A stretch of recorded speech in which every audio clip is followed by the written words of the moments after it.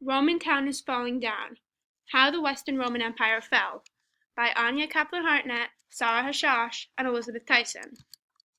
The Roman Empire started as just one unremarkable city by the western coast of Italy. Over the next few centuries, they were able to conquer and control much of Eurasia. During the Pax Romana period, the government had the power to invest in huge public works projects, but the empire splintered, struggled, and eventually fell. How? Why? What could destroy one of the greatest powers in the world? Our belief is that Rome did not fall for a single reason, but from a multitude of external and internal pressures. As the age of the Pax Romana drew to a close, there was a period of internal struggle and conflict called the Age of Soldier Emperors. There was much vying for power and assassinations were common. As a consequence of mismanagement and half a century of civil war, both Roman population and productivity decreased. Less land was being cultivated, though the growing bureaucracy and army were leading to overtaxation. Originally, the economy and support of the Roman government came from the surpluses of the conquered land. However, Romans stopped expansion, and were forced to find a new source of revenue: the farmers. The government was not able to sustain themselves off of the farmers and had to continuously increase taxes. Having to pay for an increasing army and government was hard to sustain with an economy of small surpluses. Therefore, emperors began debasing the currency to sustain themselves, weakening the economy. The debasing led to unreliable coinage and a decline in banking, which hurt smaller trades, and as now became harder and harder to support oneself. In addition, the collapse of the Parthian and Han empires disrupted trade with the Far East and India. This deteriorating economy would later impact the future of the empire. The age of soldier empires ended with Diocletian. He passed a number of reforms which were intended to stabilize the empire during the 2nd century crisis. His most important reform was the division of East and West.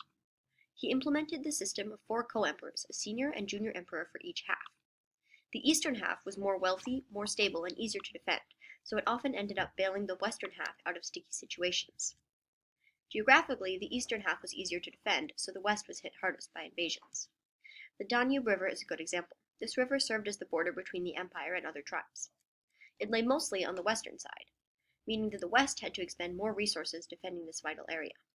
Another geographical advantage was the placement of the eastern capital. Nomadic invaders couldn't pass through Constantinople, even if they made it through the outer territories. Through the city, the Romans were able to control trade routes and movement of troops and supplies between the Near East and Europe. As time went on, the East was reluctant to spend time, resources, and effort on keeping the West afloat. The Western Empire bared the brunt of the Germanic attacks, and the West needed more military support but lost access to much of the military resources in the East. The emperors of the East saw themselves as a different empire and decided to leave the West to surrender to Germanic tribes rather than rise to help them. Diocletian and Constantine made a complex government, doubled the size of the army, and began to use conscripted labor. This later had huge consequences on the empire due to the large tax requirements and corrupted bureaucracy. Corruption spread, decreasing resources available for defense and economic growth. Diocletian had to deal with recession and had to increase taxes. This increase lowered productivity, which led to a deeper recession and need for higher taxes. In order to have the cash to pay soldiers and bureaucrats, the government gave tax exemption to the rich and the church in return for service to the state. This lowered the tax base and put more burden on the poor, which eventually had bad consequences for the Roman ruling system. The tax base shrunk as failing farmers left the area due to the plague of 170 AD, the civil wars, and the altogether failing economy. As the population shrunk, more problems began to accumulate. One of these was severe manpower issues for the army, as they began to have trouble filling their ranks. The shortage of recruits led to weakening power on the borders, and the army became less relevant. Germanic recruitment, in the minds of the Roman generals, was a solution to 2 problems: acquiring more manpower for the army and weakening the power of the outside threats. Both sides of the empire did this, but it was a much more long-term solution for the western half. The eastern half of the empire began purging the army of their Germanic recruits, replacing them with indigenous peoples, whereas the west, with a larger border to defend, relied more and more on outsiders to make up their army. Barbarization of the army was also a large factor in the army's eventual collapse. As more and more of the soldiers were in fact Germanic tribesmen, with their own leaders, customs, and ideals, the army's carefully constructed order came apart. The fighting force of the late Roman Empire was said to have combined the worst elements of both Roman and barbaric styles of fighting. The Roman formations were kept, but with the barbarians' lack of discipline and training, there was no organization and they were largely useless. Barbarizing the army also led to a lack of control, and Germanic armies often raided the Roman villages they were meant to protect. The clearest example of all these problems comes from the Battle of Adrianople. At first glance, it seems clear. The Visigoths, a Germanic tribe, sacked Rome for personal gain. Checkmate. But it's not that simple. Compounding factors pushed the Romans into this position. Rebellions hundreds of miles away in China pushed the Huns westward, where they in turn drove the Visigoths into Rome. The Visigoths were accepted as refugees and fought for the army, but when they were treated unfairly by the Roman government, they organized their own revolution. Once the most highly effective fighting force in the world, the Roman army had deteriorated into a power struggle between the outsiders of the area. Another factor that led to the fall of Rome was the loss of people's economic freedom due to the changes in the agricultural system. The decline in independent farmers and laborers led to the rise of the coloniate system. As a consequence of the plagues in the 2nd and 3rd century, there were shortages of labor for agriculture, industry, military, and civil service. The tax system at this time did not allow any accumulation of wealth, and therefore the size of families shrunk. Meanwhile, small landowners were forced to sell their crops to pay the taxes. Smaller farms became abandoned, and at one point, 1/3 of all farmable land was not cultivated. Wealthier landowners would end up taking the abandoned land for themselves.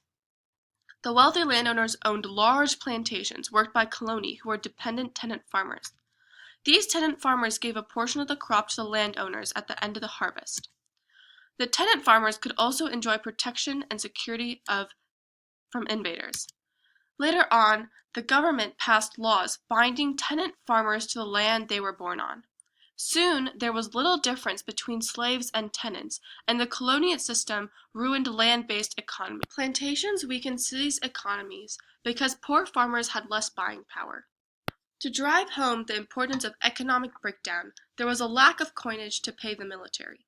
So they debased the coin value. This led to a decline in trade, which led to more taxes, which began the gap between the rich and the poor. As a result, the coloniate system emerged, where the landowners had more power than the army and church and had the ability to resist tax collectors. Later on, there were no cives Romani, Roman citizens, but honestores, the powerful, and humiliores, everyone else. Each plantation was its own quote-unquote kingdom. The last recognized Roman emperor, Julius Nepos, died in exile in 480. To an outsider, this could seem like the final fall of the once great Roman Empire. But it's not that simple. The Eastern Roman Empire lived on for 1,000 years under the guise of the Byzantine Empire.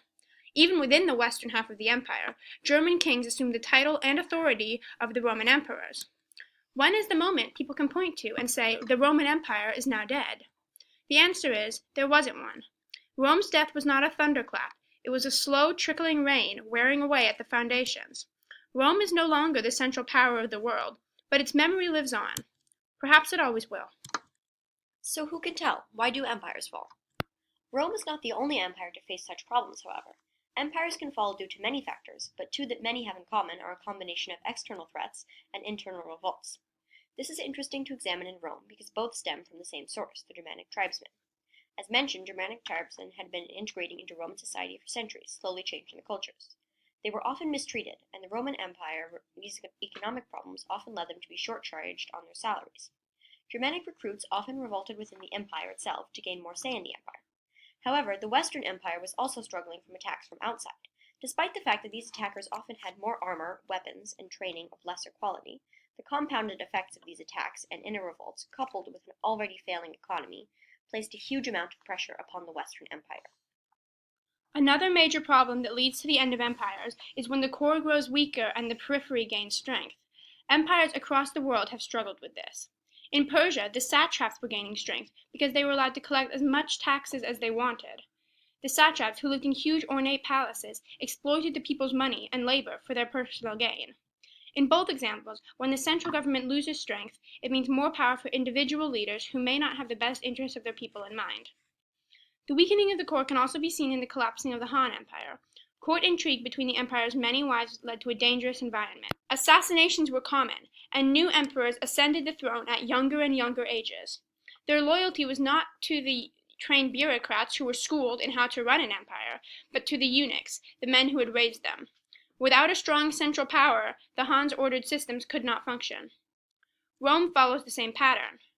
In Rome, the central government fragments, and provincial governors and generals gain more strength. The soldiers had no loyalty to the central government, because after the Pax Romana, they wouldn't do much to help the people. They found that the generals would look out towards their best interests. Without a clear central authority, Rome's power began to splinter.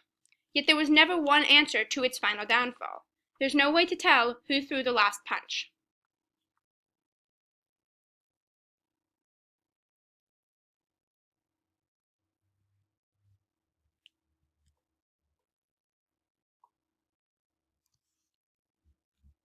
The end.